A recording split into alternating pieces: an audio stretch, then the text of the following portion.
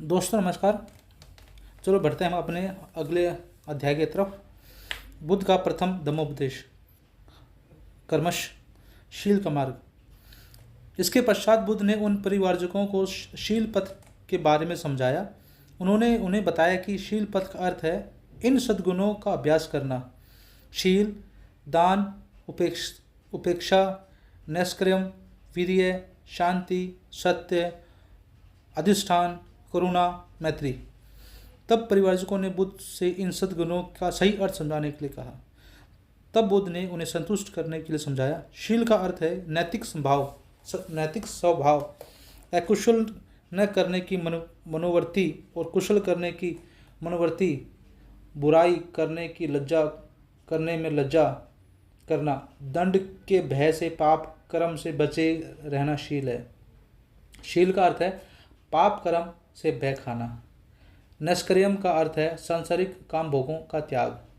दान का अर्थ है बदले में किसी भी प्रकार की आशा के बिना दूसरों की भलाई के निमित्त अपनी संपत्ति को ही नहीं बल्कि अपने रक्त, अपने शरीर के अंगों और यहाँ तक कि अपने प्राण तक को दूसरे को अर्पित कर देना। वीर्य का अर्थ है सम्यक प्रयत्न। जो कुछ एक बार करने का निश्चय कर लिया अथवा जो कुछ करने का संकल्प कर लिया उसे अपनी पूरी सामर्थ्य से करने का प्रयास करना और बिना उसे पूरा किए पीछे मुड़कर नहीं देखना।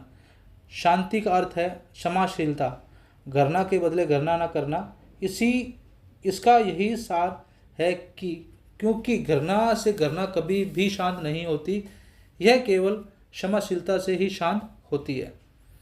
सत्य का अर्थ है सत्यवादी होना।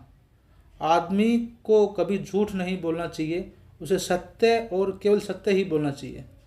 अधिष्ठान का अर्थ है अपने उद्देश्य तक पहुंचने का दृढ़ संकल्प।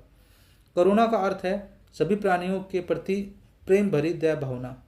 मैत्री का अर्थ है सभी प्राणियों के प्रति भातृ भावना रखना, न केवल मित्रों के प्रति ही बल्कि शत्रुओं तक के प्रति भी, न केवल आदमी बल्कि सभी प्राणियों के प्रति भी। उपेक्षा का अर्थ है अनासक्ति और जो उदासीनता से भिन्न है। यह चित्त की वह अवस्था है जिसमें प्रिय अप्रिय कुछ नहीं, कुछ फल कुछ भी हो उससे निरपेक्ष रहना और लक्ष्य की ओर बढ़ते रहना ही उपेक्षा है। आदमी को इन सद्गुणों का अपनी पूरे सामर्थ्य के साथ अभ्यास करना चाहिए, इसलिए उन्हें परमिता कहा गया है। धम्मचक्र प्रवर्तन। अपने धम्म के उपदेश देकर और उनकी सम्यक व्याख्या करके बुद्ध ने परिवर्तकों से पूछा, क्या व्यक्तिगत पवित्रता ही संसार में अच्छाई की आधारशिला है नहीं है?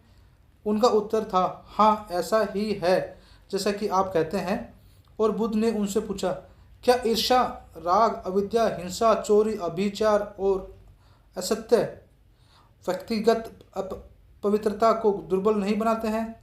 क्या व्यक्तिगत पवित्रता के लिए यह आवश्यक नहीं है कि अपेक्षित चारित्रिक बल को उत्पन्न किया जाए ताकि इन बुराइयों पर नियंत्रण रखा जा सके? यदि किसी व्यक्ति में व्यक्तिगत पवित्रता ही नहीं है तो वह जन कल्याण में कैसे सहायक हो सकता है? उन्होंने उत्तर दिया, हाँ ऐसा ही है जैसा कि आप कहते हैं। और तब लोग क्यों दूसरों को अपना गुलाम बनाने और उनको अपने अधीन रखने में संकोच नहीं करते हैं? क्यों लोग दूसरों के जीवन को दुखी बनाने में संकोच नहीं करते हैं? क्या यह इसलिए नहीं है क्योंकि लोग दूसरे के प्रति अपने आचरण में शुद्ध नहीं होते? उन्होंने हाँ कहकर उत्तर दिया। तो क्या अष्टांगिक मार्ग, सम्यक दृष्टि, सम्यक संकल्प, सम्यक वाणी, सम्यक आजीविका, सम्यक मार्ग, सम्यक व्यायाम, सम्यक स्मृति, सम्यक समाधि का अभ्यास, संक्षेप में सद्धम का मार्ग, या यदि प्रत्येक व्यक्ति अनुसरण करे तो क्या वह आदमी अपने अन्यायपूर्ण और अमानवीय व्यवहार का त्याग नहीं कर सकता? उसका उत्तर था, हाँ ऐसा ही है। सद्गुणों का उल्लेख करते हुए उन्होंने पूछा, क्या अभावग्रस्तों तथा दरिद्रों का दुख दूर करने के लिए और सामान्य जन कल्याण करने के लिए दान आवश्यक नहीं है? क्या जहाँ दरिद्रता और कष्ट है वहाँ सहायता प्रदान करने के लिए करुणा की आवश्यकता नहीं है? क्या निस्वार्थ भाव से काम करने के लिए निष्काम भाव की आवश्यकता नहीं है? क्या व्यक्तिगत लाभ न होने पर भी सतत प्रयत्न में लगे रहने के लिए अपेक्षा की आवश्यकता नहीं है? क्या आदमी के लिए प्रेम आवश्यक नहीं है? उनका उत्तर था हाँ। और मैं और आगे कहता हूँ, प्रेम करना पर्याप्त नहीं है, जिसकी आवश्यकता है वह मैत्री है। प्रेम की अपेक्षा यह अधिक व्यापक है।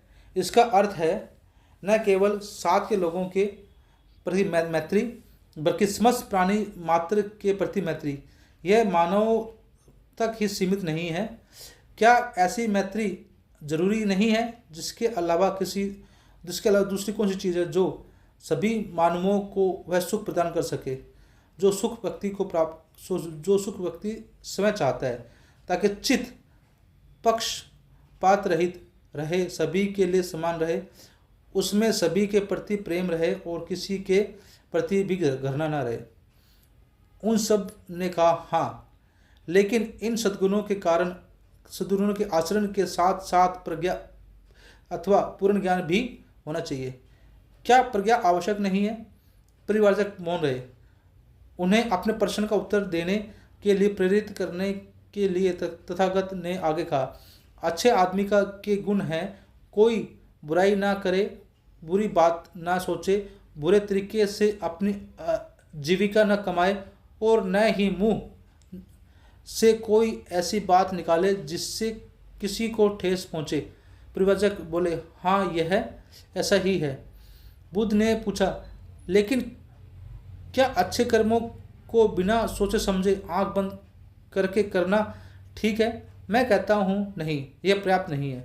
बुद्ध ने परिव्राजकों से कहा, यदि यह पर्याप्त होता तो हम एक छोटे बच्चे के बारे में घोषित कर सकते थे कि वह हमेशा अच्छा करता है, क्योंकि अभी तक एक छोटा बच्चा यह भी नहीं जानता कि शरीर क्या होता है। वह लात चलाते रहने के अतिरिक्त और शरीर से कर ही क्या सकता है। वह यह भी नहीं जानता कि प्राणी क्या है। वह चिल्लाने के लिए अतिरिक्त और क्या बुरी बात कर सकता है। वह यह भी नहीं जानता कि विचार क्या होता है। वह केवल प्रसन्नता के मारे किलकारी ही मार सकता है। वह यह भी नहीं जानता कि जीविका अर्जन क्या होता है। वह अपनी माँ के स्तन से दूध पीने के अतिरिक्त क्या बुरे तरीके से जीवन चला सकता है। इसलिए सद्गुण के पथ की जांच प्रज्ञा से होनी चाहिए, जो समझ और बुद्धि का दूसरा नाम है। एक और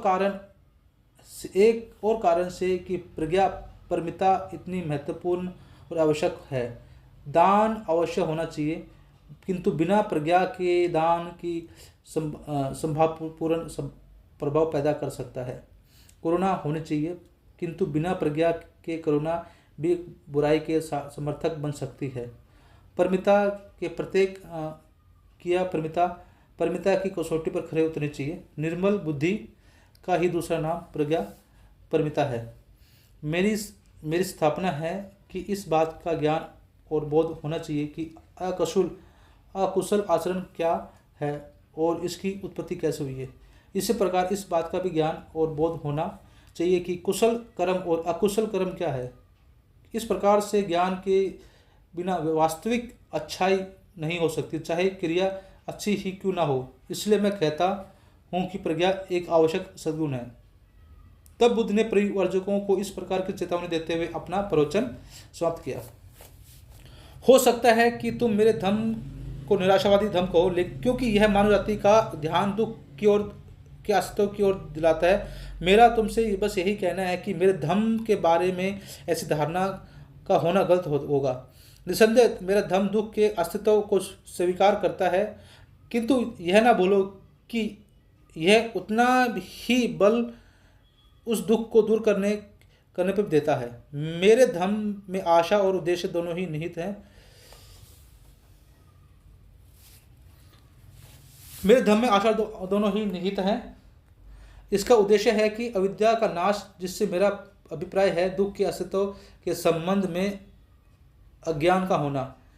इससे आशा विद्यमान है, क्योंकि यह मानवीय दुख का नाश का मार्ग बताता है।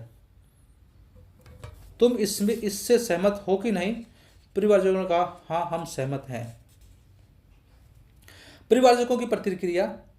उन पांचों परिवारजकों ने तुरंत यह समझ लिया कि यह वास्तव में एक नया धर्म है। जीवन की समस्या के प्रति नए दृष्टिकोण से वे पहले अधिक प्रभावित हुए कि ये सभी यह कहने में एक मत थे। संसार के इतिहास में इससे पहले किसी भी धर्म के संस्थापक ने कभी यह शिक्षा नहीं दी कि मानवीय दुख को पहचानना और स्वीकार करना ही धर्म का यथार्थ आधार है। संसार के इतिहास में इससे पहले कभी किसी ने धर्म के संस्थापक ने यह शिक्षा नहीं दी कि संसार के इस दुख को दूर करना ही धर्म की वास्तविक उद्देश्य है।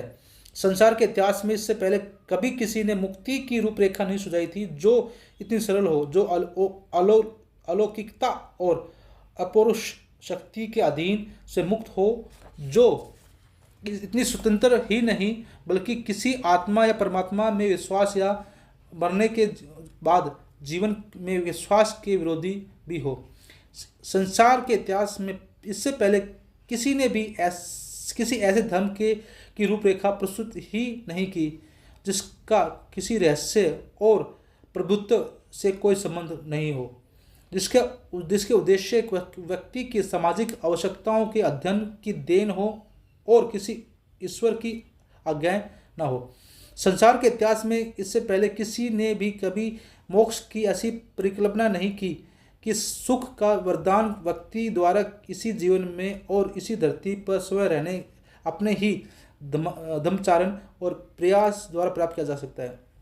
नए धर्म पर बुद्ध का उपदेश सुनने के बाद उन प्रवचकों ने उपयुक्त उद्गार व्यक्त किए। उन्हें लगा कि बुद्ध के रूप में उन्हें ऐसे जीवन सुधारक मिल गए हैं जिनका रोम रोम नैतिकता की भावना से ओतप्रोत था और जो अपने युग की बौद्धिक संस्कृति से सुपरिचित थे, जिनमें ऐसी मौलिकता एवं साहस था जो विरोधी विचारों के जीवन के साथ इसी जीवन में मुक्ति के एक ऐसे मार्ग का प्रतिपादन कर सकते हैं जिससे मन का आंतरिक परिवर्तन निज संस्कृति और निज संयम द्वारा प्राप्त किया जा सके। बुद्ध के लिए उनके मन में ऐसी असीम श्रद्धा उत्पन्न हुई जिनसे उनके समक्ष तुरंत समर्पण कर दिया और प्रार्थना की कि वह अपने शिष्य स्वीकार कर ले। बुद्ध ने उन्हें यही भिक्षु कहकर भिक्षु संघ में परिवर्तित कर लिया। वे पंचवर्गीय भिक्षु नाम से प्रसिद्ध हैं। सो ये था हमारा परिवारजकों का धम्मोपदेश। तो आज हम अपनी ये अध्याय यहाँ पे समाप्त करते हैं। मिलते हैं वापस से आगे अगले अध्याय में।